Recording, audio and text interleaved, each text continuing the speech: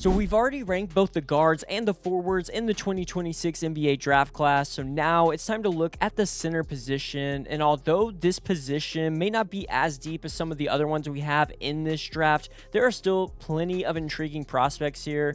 And like I've mentioned in other videos, I'm using the official positions listed at the NBA Draft Combine, so if you don't see a player listed, they were probably in one of my previous ones. But now it's time to rank the best centers in the 2026 NBA draft. So let's jump into it. And starting with my number one center, it's Aday Mara from Michigan. And Mara is one of the most unique centers that we have in this entire draft class. He's going to be polarizing because you need to play a very specific style with him. Defensively, he's probably at his best in drop coverage. And offensively, you're going to want to use him as a passer from the top of the floor, the elbow, or the block. But the appeal he brings is obvious. Mara is huge. He has great touch around the rim, real passing feel, and valuable rim protection. He needs to get in better shape and improve his feet for sure, but bigs this skilled with this size are extremely hard to find. Next at number 2, it's Jayden Quaintance from Kentucky, and if everything checks out medically for Quaintance, he might have the highest defensive ceiling of any center in this draft class.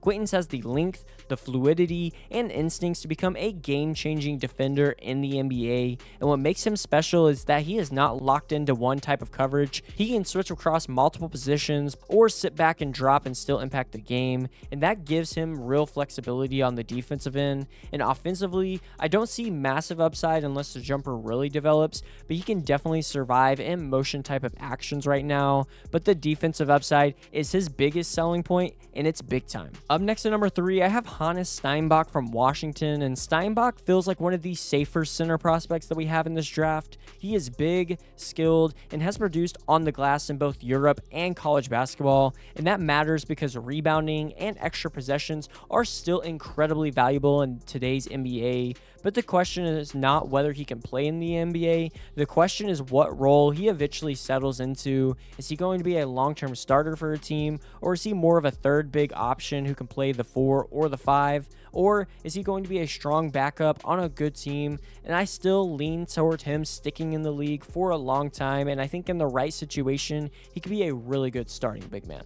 Up next at number 4, I have Henri Veesaar from North Carolina, and Veesaar is one of the more fascinating projection bets in this center class to me. The offensive skill set is extremely intriguing as he can space the floor, attack closeouts, pass, and finish with touch around the basket, and that is not easy to find in a true big nowadays. But the entire evaluation of him comes down to his frame, because if an NBA strength staff believes he can add 15 to 20 pounds without losing his mobility, I think he becomes much more interesting than he is right now, as this frame is a bit on a smaller side for a center. But if not, the physicality of the NBA could be a real problem for Veesaar, and I know right now his range is wide, but I think his upside is clear, as he could be one of, if not the best stretch bigs that we have in this class. And coming in at number 5, I have Tarris Reed Jr. from UConn, and Reed has a very clear pathway in the NBA as a backup center. He is big, strong, physical, and comfortable playing through contact, and he showcased that this past season with the Huskies, especially in the NCAA tournament.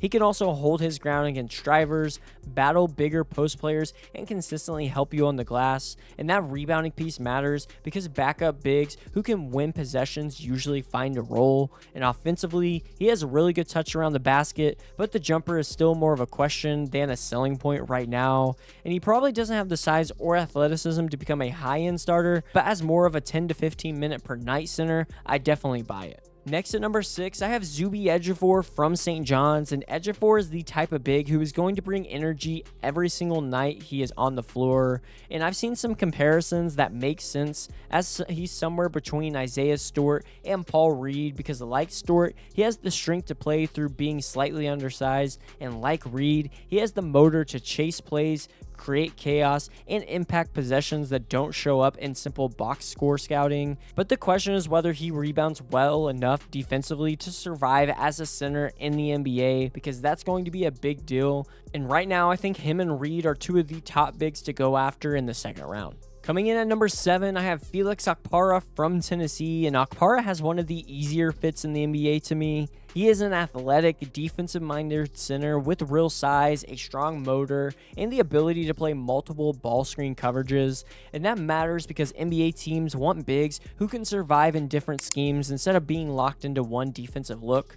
And Okpara can protect the rim, move his feet, and gives consistent effort, but the concerns are on the offensive side of the floor, where the skill level is definitely limited. And what he has shown on the offensive glass, you'd probably like more impact from the center position, but the defensive tools right now are obvious enough to bet on for teams.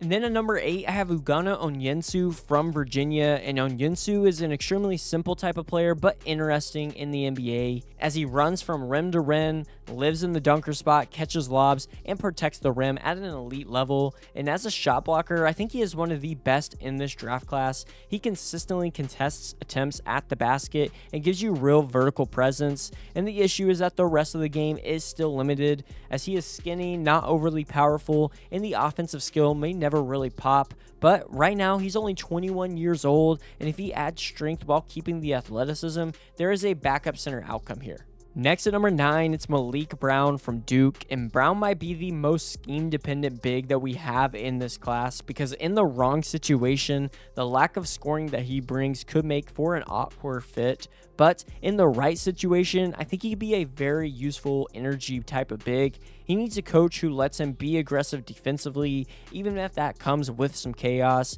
and he also needs to play next to the right front court piece, which would ideally be a bigger center who can rebound and space the floor on the offensive end. But I do think Brown passes the ball really well, can set hard screens, create havoc with his hands, and does all of the little things that you would want. And if the scoring improves at the next level, I think he has all of the type of tools that you need to be a really good role player in the league. And rounding out the top 10 at number 10, it's Izaiyah Nelson from South Florida. And Nelson is a lot more interesting once you dig into the defensive versatility that he brings. He is not someone you want stuck in one basic drop coverage scheme every possession. He's going to need a coach that's willing to mix coverages, move him around, and let him use his mobility to be successful. And offensively, at times the game can look robotic, but he was still athletic enough to average 16 points per game in the AAC.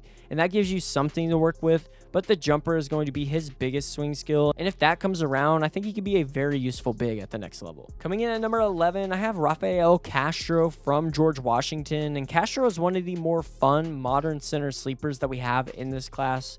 The first thing that stood out to me was his speed, as he runs the floor like a wing, beats defenses down the court, and creates offense before the possession even gets organized. But he is not just a run and dunk type of big, he has a real feel for the game, as he can pass from the high post, hit cutters, attack overplays off the bounce, and create havoc defensively. And his still numbers in college as a center were extremely impressive, and his lateral quickness gives him switch potential at the next level, and if he can add more strength, I think his fit in the NBA gets really interesting. Then at number 12, I have Nate Bittle from Oregon, and Bittle is one of the more surprising names because I think he should have gotten more draft attention.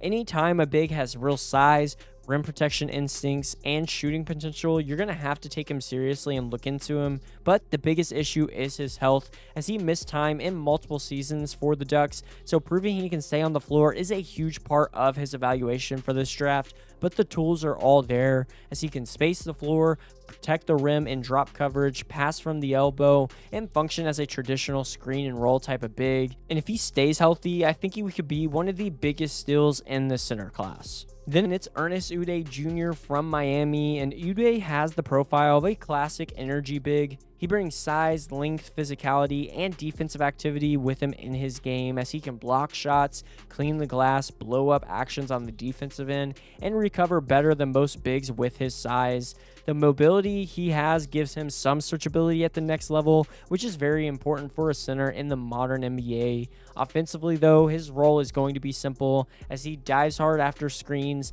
plays above the rim, and gives guards a vertical lob target in pick and roll actions. He also had some improvement in his free throw percentages from last season to this season, so that's worth noting because it does show some real development as a shooter. And right now, he's not the flashiest prospect by any means, but his role is very easy to picture. And rounding out my top centers in this draft class at number 15, I have Oscar Cluff from Purdue, and right here, I think Cluff is a very interesting type of big. He is massive, tough, physical, and understands how to use his size in his game. He helps you win the possession battle by his rebounding. He's able to finish efficiently, and he doesn't make many mistakes. And around the basket, he has touch with either hand, can finish over both shoulders, and plays through contact extremely well. He also is able to read double teams, which gives him some value as a passer and was something that he flashed with Purdue this past season. And his path in the NBA probably depends more on his defense and whether his three-point shot ever develops, but as a backup center flyer, I would understand this pick. Next at number 14 is Graham Ike from Gonzaga, and Ike is one of the best interior scorers and rebounders in this center class. He knows how to carve out deep post position, use his strong frame, and finish through contact with touch over either shoulder. And on the glass, he is an absolute monster as he clears space, wins the physical battles, and helps control the possession game with that. And that type of strength should translate to the next level, and he's also shown some passing feel from the post and takes care of the ball better than you might expect. Also, the shooting flashes we saw from him this past season are important because if he is able to extend his range, his path to minutes in the league gets even wider, and as a physical backup center who has stretch big potential, he would make a lot of sense with a late round draft pick. But that wraps it up for my official center rankings in the 2026 NBA draft class. Let me know your thoughts on my rankings in the comments down below, and if you thought someone was way too high or way too low in them. Also, if you enjoyed the content, don't forget to drop a like on the video and subscribe to the channel. Thank you so much for watching, and I'll see you in the next one.